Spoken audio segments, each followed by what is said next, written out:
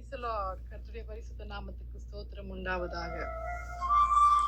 இன்றைய தேவ வாக்கு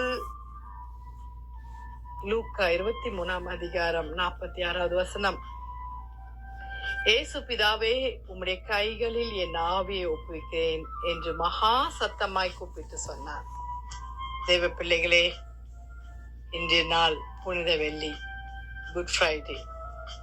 ஆண்டவராகிய இயேசு கிறிஸ்து சிலுவையில் அறையப்பட்ட நாளாக நாம் இதை நினைவு கூறுகிறோம். வாலிப பிள்ளைகளே, எதற்காக அவர் சிலுவையில் அறையப்பட்டார்? எதற்காக அவர் பாவமானார்? நம்முடைய அக்கிரமங்களுக்காக அவர் நுகங்களை ஏற்றுக்கொண்டார். வாலிப பிள்ளைகளே, அவர் பலியானார், தம்மையே ஒப்பு கொடுத்தார்.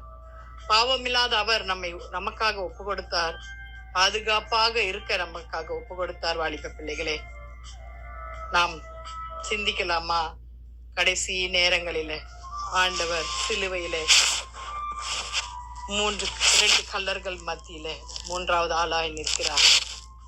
அப்பொழுது 7 வார்த்தைகளை அவர் சொல்லுகிறார். வாலிப பிள்ளைகளே, இந்த 7 வார்த்தைகளை இப்ப இன்னைக்கு தானிக்கலாமா?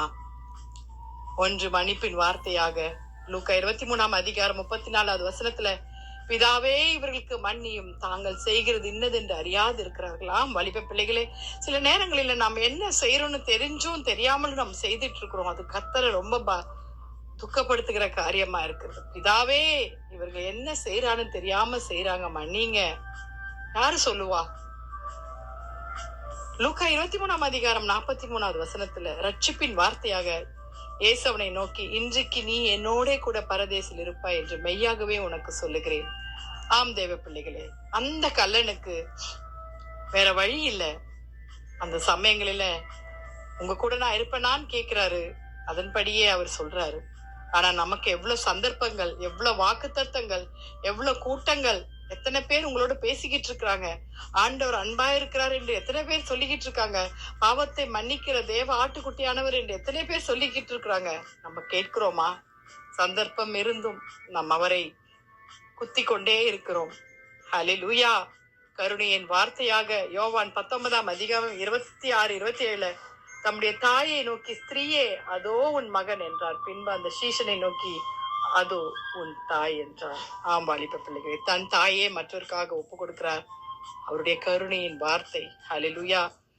4வதாக ஏக்கத்தின் வார்த்தையாக மத்தேயு 24:46 மார்க் 15:34 ஏலி ஏலி லாமா சபத்தானி என்று மிகுந்த சத்தமிட்டு கூப்பிட்டார். அதற்கு, என் தேவனே, என் தேவனே, ஏன் என்னை கைவிட்டீர் என்று அர்த்தமாம். ஆம் வாலிப பிள்ளைகளே, அநேக நேரங்களில நாமும் அவரிடத்துல, ஏன் ஆண்டவரே என்னை கைவிட்டீர்னு கேட்டுக்கிட்டு இருக்கிறோமா?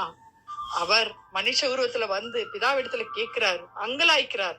வலிக்காதா? முள்முடி சுட்டப்பட்ட அவருக்கு வலிக்காதா? நெஞ்சில குத்தப்பட்ட ஈட்டிகள் வலிக்காதா? தாகமா இருக்கிறேன் என்று தவிப்பின் சத்தமாய், ஹல்லேலூயா, எல்லாம் முடிந்தது. 5வதாக என்று இயேசு எல்லாம் முடிந்தது என்ற தேவ வாக்கியம் நிறைவேறத்தக்கதாய் தாகமா இருக்கிறேன் என்று சொல்லியிருக்கிறார். யோவான் 19 அதிகாரம் 28 வசனத்துல தாகமா இருக்கிறோம். நம்ம கொஞ்சம் தனி தாகம்னா நம்ம குடிச்சுக்கிறோம். அவர் அந்த இடத்துல தாகமா இருக்கிறேன் என்று கசப்பான காடியை கொடுக்குறாங்க. எவ்வளவு கஷ்டம் பாருங்க. ஹல்லேலூயா.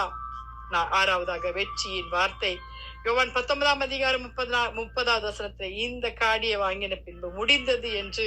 ஹல்லேலூயா, ஹல்லேலூயா. அவர் சொல்லி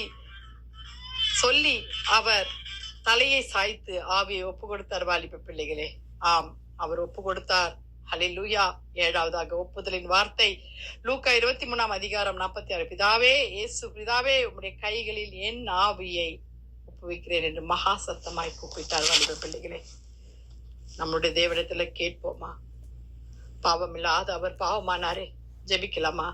துதிகளின் மத்தியில் வாசமா இருக்கிற எங்கள் பரலோக தேவனே, அப்பா, இந்த புனித வெள்ளி குட் ஃப்ரைடே நாளில எங்களை சமர்ப்பிக்கிறோம் சுவாமி. எங்களுக்காக பாவமான இயேசுவை ஒரு விசை கூட நாங்கள் நினைத்து பார்க்கிறோம் ஐயா. ஆண்டவரே, நீர் நல்ல சர்வ வல்லவர் அப்பா. ஆணி பாய்ந்த கரங்கள் ஆண்டவரே, எங்கள் சிந்தையினால செய்யப்பட்ட முள்முடியினால செய்யப்பட்ட கிரீடம், எங்கள் கெட்ட சிந்தையினால ஆண்டவரே உம்மை பரிதவிக்கிறது கர்த்தாவே, உம்மை வேதனைப்படுத்துகிறது அப்பா. எங்கள் கெட்ட சிந்தனையினால விழா எலும்புகள் குத்தப்படுகிறது சுவாமி.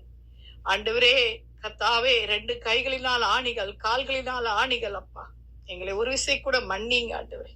இந்நாட்களில எங்களை மன்னித்து உயிர்ப்பீங்கப்பா. வாலிப பிள்ளைகளை ரட்சித்துக் கொள்ளுங்க, தேசத்தை ரட்சித்துக் கொள்ளுங்க, வியாதிஸ்தரை சுகமாக்குங்க, ஊழியக்காரருக்கு வேண்டிய தேவைகளை சந்திங்க. 7 வார்த்தைகளை பேசிக்கொண்டு இருக்கும்போது அநேக தொடப்பட்டுட்டும் சுவாமி. நீர் நல்லவர் என்பதை, நீர் எங்களுக்காக மரித்தி சதா காலம் எங்களோடு வாழ்ந்து கொண்டிருக்கிறீர் என்பதை உணரச் செய்யுங்க சுவாமி. துதி கன மகிமை உமக்கே செலுத்துகிறோம். மீட்பர் இயேசுவின் மூலம் ஜெபம் கேளும் பிதாவே. ஆமேன், ஆமேன். கர்த்தர் தாமே உங்களை ஆசீர்வதிப்பாராக. God bless you.